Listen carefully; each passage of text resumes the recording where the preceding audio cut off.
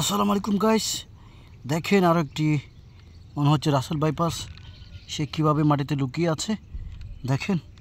এই বিষাক্ত সাপ যদি আপনাকে পায় তাহলে কিন্তু ছাড়বে না। এই বিষাক্ত সাপের ছোবলে আপনার মৃত্যু হতে পারে।